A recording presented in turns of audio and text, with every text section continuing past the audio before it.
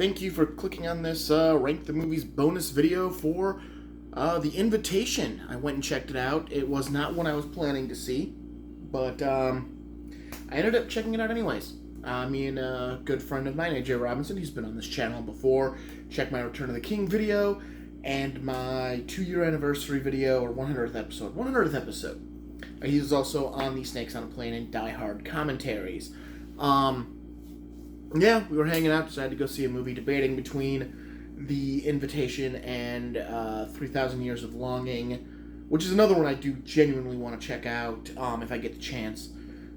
We'll see. We'll see how things go. But we ended up choosing The Invitation because we're both indecisive people, and he rolled a die.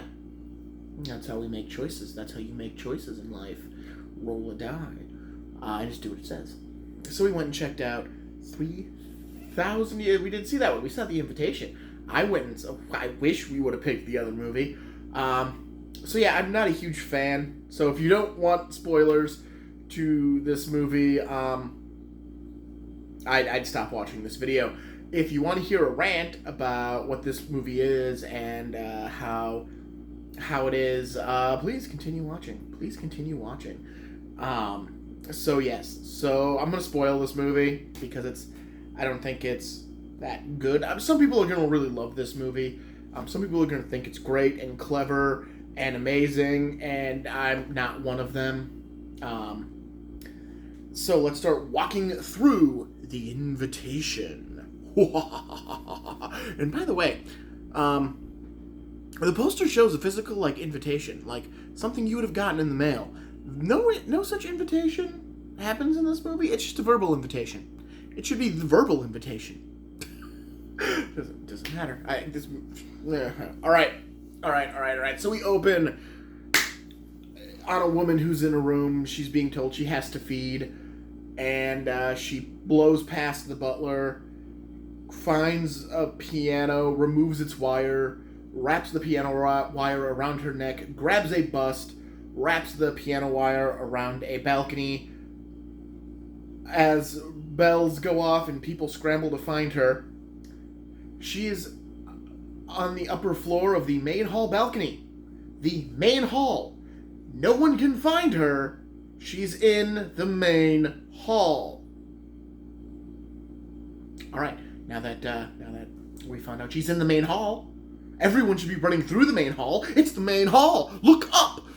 Again, she jumps and hangs herself. Well, probably decapitates herself. You've never shown it, but she decapitates herself with the piano wire and drops the bust. I don't know why she jumps with the bust. I would imagine it's to give enough woof to make sure the head comes off, but you don't see anything. This movie is not very gory in any way, and I think because of something else, it doesn't want to give itself away right then, though it basically gives itself away right then. We then cut to a woman whose name, literally, it's not even been 3 hours since I got done watching this movie. I can't remember her name. I can't do it. She is a waitress she's working catering. She's a caterer. She's a waitress for a catering company, who's working an event for a genealogy service. Her best friend steals a couple swag bags. One of them has a genealogical test in it.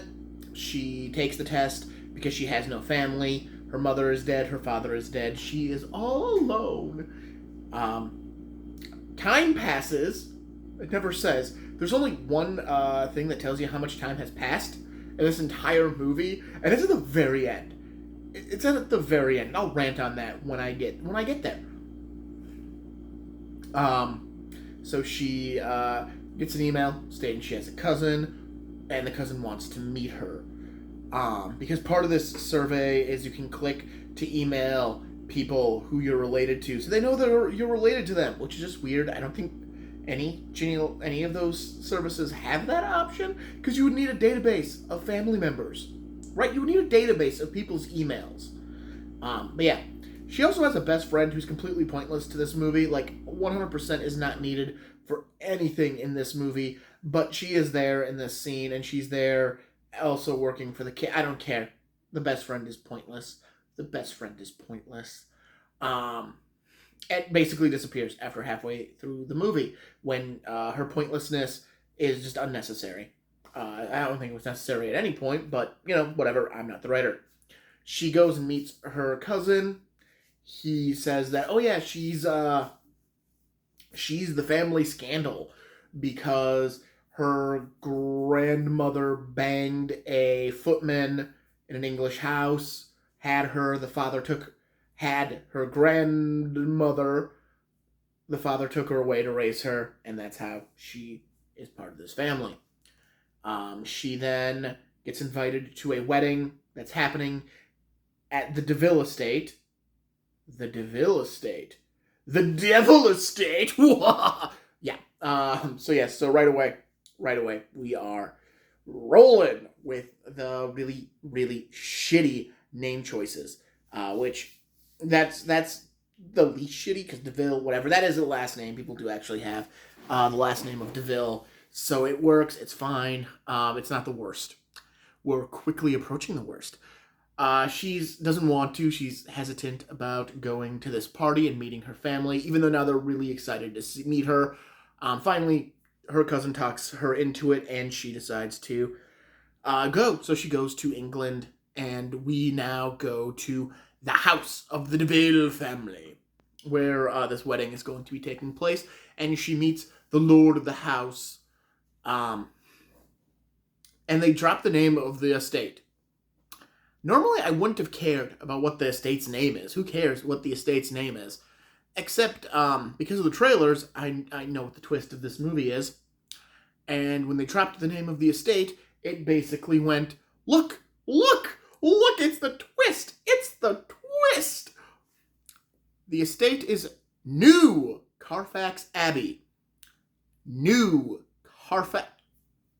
Just call it Carfax Abbey. Why are we sticking new in front of this? Why is the vampire who apparently got defeated at Carfax Abbey building a new... This is as bad as... You want the Rick and Morty ending to the Coach Ferratu episode where the head vampire goes, no more of this. No more of this giving it away with names bullshit. But we're giving it away with the name because it's New Carfax Abbey. Dracula. I kind of I face palmed in the theater a little bit when they said New Carfax Abbey. Okay, whatever. All right, New Carfax Abbey. He's Dracula. I'm just waiting for it. Now I'm sitting in this movie waiting for them to finally say he's Dracula because he's clearly Dracula. He's living in Carfax Abbey. Moving on. She's there. We're introduced to the spooky. She meets her family. We're introduced to more spooky, and it's very badly done. It's people being attacked. Like, one of them should have just disappeared because they have 5 maids who are numbered 1 to 5. The person, AJ, who I went to see this movie with, pointed out after, it's probably because they were branded like cattle. He's probably right. It's as good as any other explanation as to why they're numbered. But they're numbered. And number 2 has to clean the library, which we've already been told is off limits. And it's possible this family owns the DNA service because the key to the library is the same as the logo of the DNA service, which is either a really weird coincidence, and I don't know why you would do that if you're the designer, or it was meant to tell you that they're the same. But this movie really doesn't do anything subtle, so I feel like there's a deleted scene just coming straight out and saying, this is what it is. Moving forward. Oh yeah, and the maid goes in, she starts, and you expect her just to disappear. Like, the library's off limits, something weird's in the library. It's going to be a revelation for later. So you expect the maid to go in, and just, you're never seeing them again. Maybe you hear a scream, maybe you see, and you just never see them again. No, it goes to a scene. They kill time in this movie by showing you something they shouldn't. Because it's one of those old show don't tell, unless it's horror. Horror does not need to follow that logic. Horror should follow the opposite.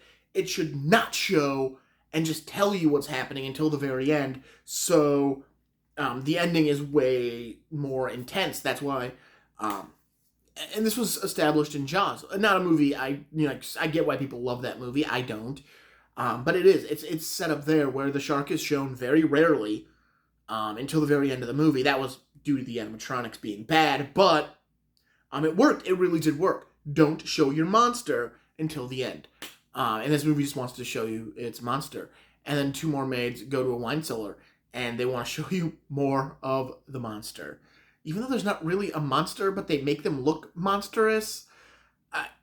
I don't get this movie. So finally, they have the reception for the wedding party, and the Lord is dancing with the American girl.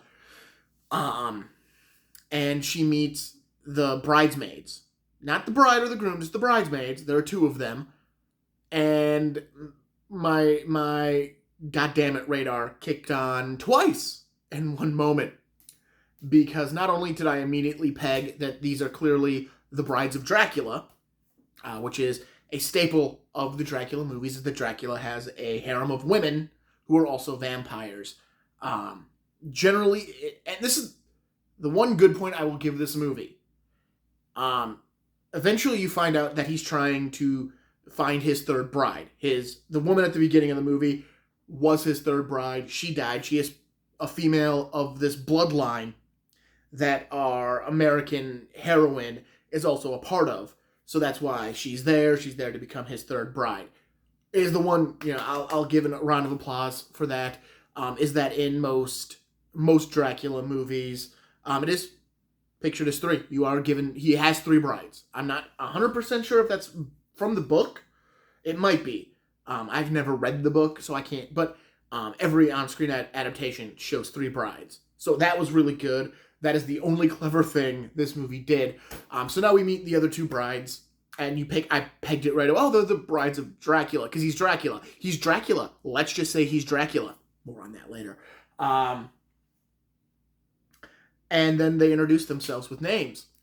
And one of them is named Lucy. Because why? Out of every female name in the English language we can pick, plus she's from a family from, I can't remember, but it's not the English family. It's not the English family. The English family is the one that has to bring the American chick in to be the new bride. She is from a different country, a family located in a different country. Her name is Lucy. Why is it Lucy? Because it's Lucy in the book.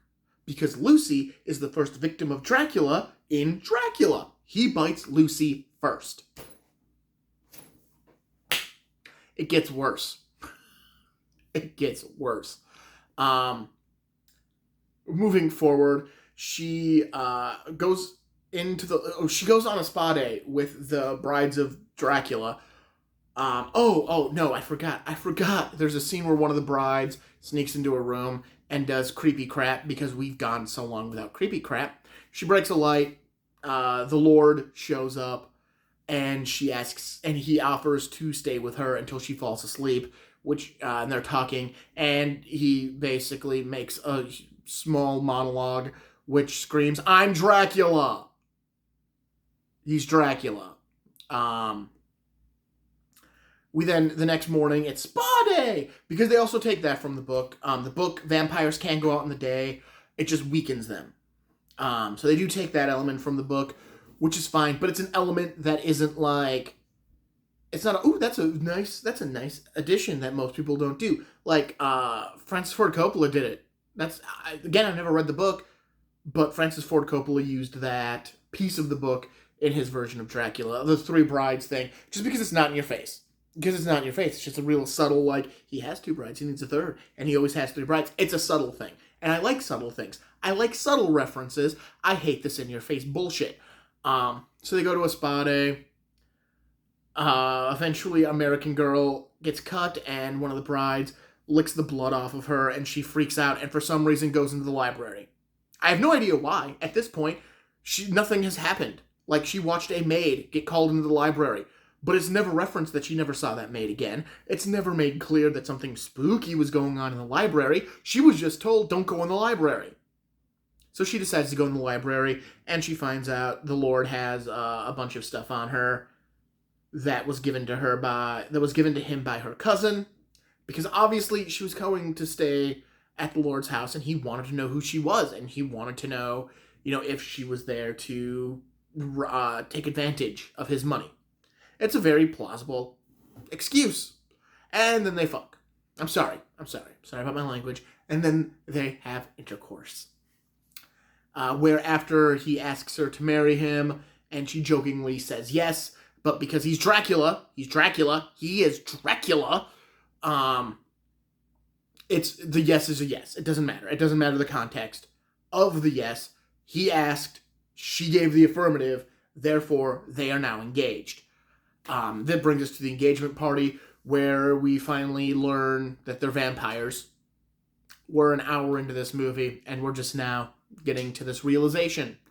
When they slit another maid's throat, this is maid 4, and bleed her so that the Lord and his 2 brides can drink. Everyone else is actually a human at this table, and you find out that it's 3 prominent families from 3 different countries who each give Dracula one of their women to be his bride. And he needs 3 brides to have full power. And she is the only female of the bloodline that she's from. Therefore, she has to be the bride. There is no other option. She has to do it. She's taken because she doesn't want to do it. She doesn't want to be a vampire. Why? I honestly don't know why. She's definitely into this guy. He's been very honest with her. He's told her straight out that he has no redeeming qualities in an earlier scene. And she's like, no, you do. Ha, ha, ha, ha. It's like, he told you. He told you he has no redeeming qualities. He's been completely honest, other than being a vampire. He's lied to you about one thing. One thing. He's been completely honest, and you've been okay with everything else. Eventually, her housemaid lets her out of the box, saying that she's going to get killed for what she did. And she is very swiftly killed. Like, minutes later, she is killed. It is discovered that not only did she let the American go, but that she did it. The American is gone. She had to have done it. She gets killed. The American flees to the nearest town, where she ends up in a house with an old couple. The old couple used to work for the DeVilles, so they turn her back in. And I face-palmed once again when they used the telephone, because they say their names. Their names are Jonathan and Mina Harker. They are Jonathan and Mina Harker. They are Jonathan and Mina Harker. You know, the main protagonist and the 2 main characters from Bram. This thing has everything but someone named Van Helsing. Really, that's all it's missing. It has Lucy, it has, and now we have the Harkers, who are, neither of them are vampires, but they are in league with them. Why? Why the names? Why did we decide to go with these names? I don't know, because we want to wink, wink, nudge, nudge. He's Dracula. So she is captured, brought back. We find out the maid who was in the library isn't dead. She's just being bled, which makes sense. And then he starts to tell her, that he's been around for centuries. He's been called all these names. And then she goes, so you're... And you're like, oh, they're going to finally say it. They're finally going to say it. They're finally going to say it. They're finally going to say he's Dracula. And he's like, no. You just stop. They don't even use the term vampire at this point. Neither Dracula nor vampire has been said, but they have done so much to make you go, he's Dracula, other than just saying it. Just say it. Just say the word, Dracula. Say it. Say that's one of his many names. Say that. Say something. Say that the book is a fiction, and that the events it portrays are not the events how it actually happened, which would explain why he has Lucy, which would explain why the Harkers are there. Just give me the throwaway dialogue here. And just admit he's Dracula. So she's eventually brought to the wedding ceremony, where she's, told that if she drinks of his blood, she'll gain his power, and then when he drinks of her blood, that'll complete the bond, and she'll be a servant of Dracula. So she drinks his blood, and then proceeds to light the room on fire.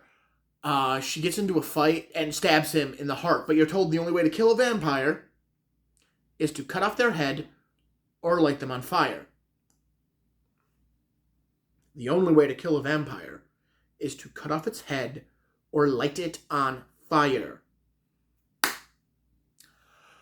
So she proceeds to get into a fight with one of the other brides. The Lucy has a change of heart and decides, no, I'm not going to be subservient anymore. I'm going to be my own person. And she ends up skewering herself and her other bride on a skewer, and they both die. They are not beheaded. They are not lit on fire. They're not even ran through the heart with this thing. It goes through their midsection. And they die. They die.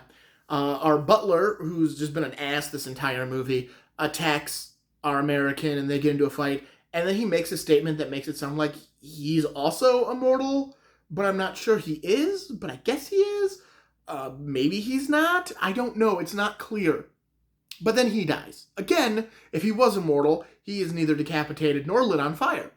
So, no, screw the rules. Again, the girl at the beginning of the movie hung herself with piano wire because she had to be decapitated. I'm going to point it out. The rules are followed at the beginning, and then we kill off 2 to 3 characters without following the rules.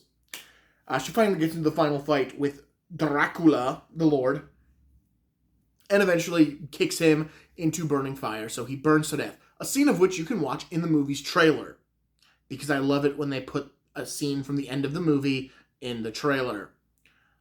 She then leaves the house, and you think this is the end of the movie. This is the logical end of this movie, right? She's beaten Dracula. The vampires are perished. She can go home and be happy. There's a 2 weeks later scene. Why 2 weeks later? Because she had to fly her useless friend out to London, even though she is broke as hell, and because she didn't take anything from the house. She has no money. She was never legally married to this man. But somehow she flies her friend out to England with her, so that they can track down her cousin who set this up and kill him, I guess they're going to go kill him. Because vengeance. I hate the end of this movie. It should have just ended before the 2 weeks later. It's not a great movie. It's not. It's mildly entertaining at points, but it takes so long to get to what you already know is coming that it's just not fun. Like, you know they're vampires. You just want the vampire stuff, and it takes too long to get to it. So you're just sitting there twiddling your thumbs for way longer than you should in the setup of, there's something weird going on. Something weird should have took 45 minutes, and then I should have gotten 45 minutes of vampire. Instead, I got an hour of something weird is going on, and less than a half an hour of vampire. These numbers needed to switch. Overall, I don't know what I was expecting going into it. I wasn't expecting a great movie. I was kind of hoping it'd be one of those that, like, oh, this looks possibly interesting, and it turned out to be all right. Sometimes you can catch a classic that way, too. But this wasn't any of it. This was a bad movie. It was not well thought out. It tried too hard to make you think of Dracula without ever saying Dracula. That just should have fucking said Dracula. And, and the fact that it doesn't use the term vampire until literally the last line of the movie. The last line of the movie says the word vampire. You don't say it the rest of the movie. Don't say it now. Just don't. It's kind of like zombie in Night of the Living Dead, or I think Dawn of the Dead also. They don't use the term zombie at all in those movies. Why? Because they just decided not to. It wasn't a term they wanted to use. And so they just didn't use it. You don't shoehorn the term in at the ass end of the movie just because you realized, you went, oh, we never said vampire. I'm not a fan. I don't suggest seeing this movie. That's why this is a 25-minute video of me complaining about this movie. If it was a movie I thought people should actually go see, I would have said, hey, this is pretty good, and I'm not going to spoil it. This is me saying I didn't think it was that good, so I'm spoiling it. If you want to know, I just laid out the high points and the low points of this movie. Again, watch Bram Stoker's Dracula. That's a really good Dracula. Watch the original with Bela Lugosi. That's a really good vampire movie. Watch The Monster Squad. That's a good vampire movie. There are plenty of good vampire movies out there. this is not one of them. Um, Again, because I think a slow burn vampire movie just doesn't work anymore. I think it doesn't. It does not work as well as just saying it's a vampire from the beginning and just giving us a vampire for the vast majority of the movie. All right, so this has been Smashy Smashy Eggman at the movies with a bonus review of The Invitation. I hope you enjoyed it, and I will talk to you later. Have a good one.